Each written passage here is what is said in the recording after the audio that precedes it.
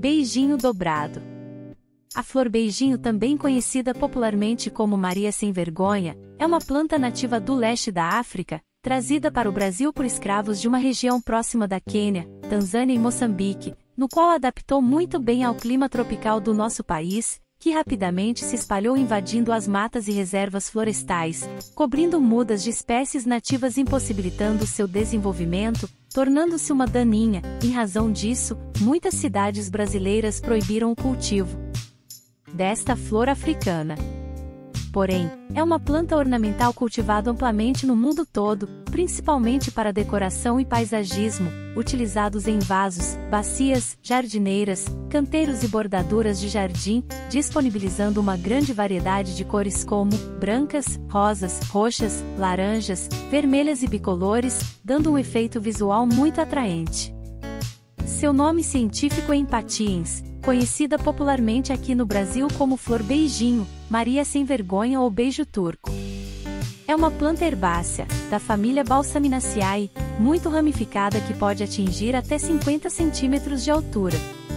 Seus caules são suculentos e suas folhas são verde escuras. As flores possuem uma grande variedade de cores e tamanhos, no qual é muito utilizada para compor projetos paisagísticos. Uma planta ornamental com uma alta capacidade reprodutiva e se adapta facilmente a diversas condições climáticas da região sul e sudeste brasileiro, por isso, muitos a consideram como daninha, crescendo em áreas indesejadas e inibindo o crescimento de outras plantas. Seu florescimento é anual e de fácil cultivo, crescem espontaneamente em solo fértil e bem úmido. Seu cultivo pode ser em sol pleno ou à meia sombra, como também em lugares sombreados com bastante luminosidade. A flor beijinho é uma espécie de fácil reprodução. Existem mais de 1000 espécies diferentes de Impatiens, no qual a mais conhecida é a Impatiens valeriana. Possui flores lindas e delicadas, encontradas em regiões úmidas tropicais e subtropicais. Assim como toda planta, a flor beijinho necessita de uma boa iluminação para se desenvolver. Essa espécie pode receber luz solar direta, porém, não é recomendado que fique exposta por muito tempo, pois suas flores podem queimar ou murchar. O ideal é deixá-la em local à meia sombra, mas caso seja cultivada em sombra total, a planta poderá ter dificuldade de florescer. Portanto, se optar em deixá-la em ambientes internos, coloque próximo a uma janela ou varanda no qual a planta consiga receber uma boa iluminação natural. Por ser nativa de clima tropical úmido, ela se desenvolve bem em climas temperados com temperaturas acima dos 20 graus Celsius e com alta umidade no ar. São sensíveis ao calor e em dias quentes será necessário realizar uma irrigação frequente. Não suportam climas extremamente baixos, portanto, em época mais frias transporte a planta para um local protegido de ventos e geadas, assim ela permanecerá durante os meses de inverno. É uma planta muito versátil que se adapta a diversos ambientes. Seu cultivo pode ser em vasos, bacias, canteiros, jardineiras ou diretamente no chão. Porém, antes de plantar a sua mudinha em seu local definitivo, prepare o solo com uma mistura de matéria orgânica e o vaso com uma boa drenagem.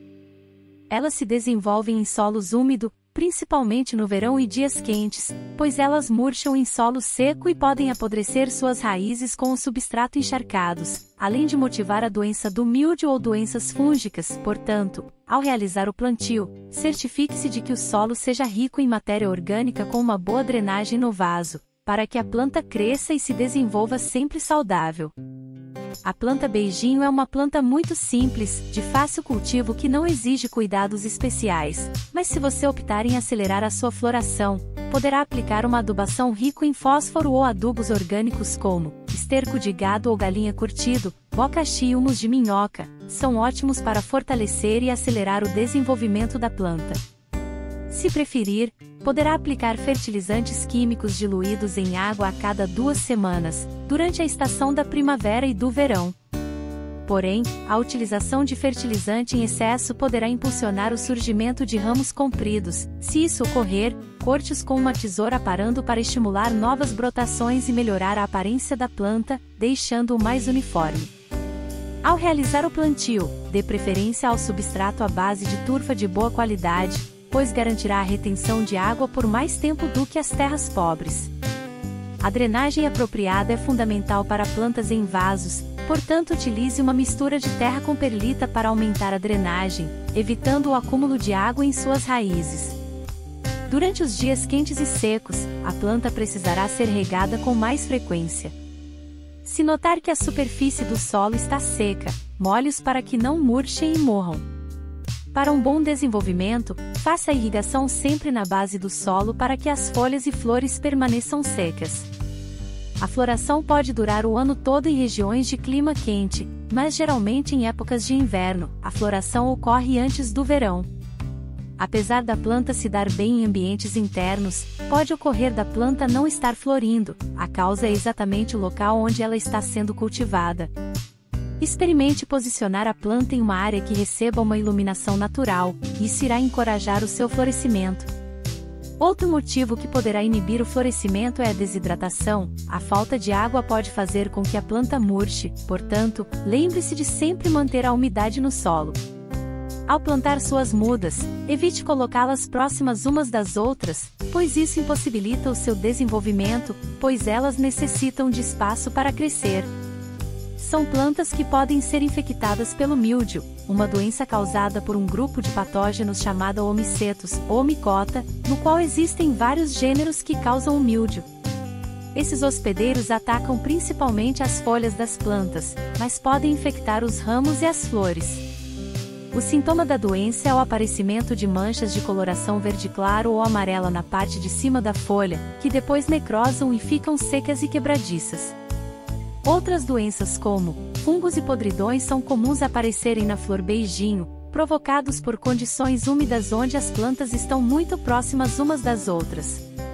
Pragas como pulgões, cochonilhas, mosca branca, lesma, caracol e ácaros-aranha podem afetar gravemente a planta, no qual deverá ser removida. Infestações menores podem ser tratadas com pesticidas ou óleo de neem. Geralmente a planta não necessita de podas excessivas, elas são autolimpantes, no qual a própria planta removerá as plantas mortas e continuará desenvolvendo flores ao longo da temporada. No entanto, nos meses de julho a agosto é a época em que elas começam a ficar finas, então, corte os caules de aproximadamente 10 centímetros acima do solo, logo após o primeiro nódulo. O excesso de fertilização poderá impulsionar o crescimento das plantas, fazendo com que elas fiquem compridas. Isso irá estimular o seu crescimento antes do caule se desenvolver adequadamente, então corte na parte superior para melhorar sua aparência deixando-a mais uniforme. Uma outra dica muito interessante é fazer um beliscamento no ponteiro da planta, auxiliando no rompimento da dormência do ápice, no qual irá incentivar a sua ramificação. A planta se auto-semeia, pois elas possuem uma cápsula muito sensível que, quando maduras, apenas com um leve toque se explodem, espalhando suas sementes e lançando-os para longe, logo, se propagam rapidamente em solos úmidos e férteis. Alguns jardineiros coletam as sementes das plantas no final do verão e iniciam a plantação no final do inverno, levando meses para começar a surgir as primeiras flores. Porém, o método de plantio de mudas por estaca é mais rápido e se propagam facilmente. As mudas por estaquia é um método muito fácil para reproduzir novos exemplares da planta. Escolha os galhos mais altos e corte-as utilizando uma tesoura comum ou uma de poda, devidamente esterilizada com álcool. Os galhos deverão ter aproximadamente de 10 a 15 centímetros de comprimento, abaixo das interseções de ligamentos, pois é neste local que ficam as gemas, região onde a planta irá tentar enraizar. Com a estaca já cortada, retire as folhas inferiores, pois irão ficar enterradas no solo ou na água, como também as flores e os botões florais para que a planta não gaste muita energia. Façam picotes nas folhas superiores, induzindo e influenciando o enraizamento das estacas.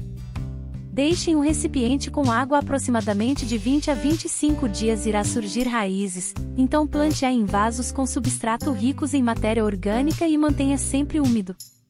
Obrigado por assistir esse vídeo. Deixe seu like. Se inscreva no canal. Ative o sino de notificações para receber novas postagens. Até o próximo vídeo.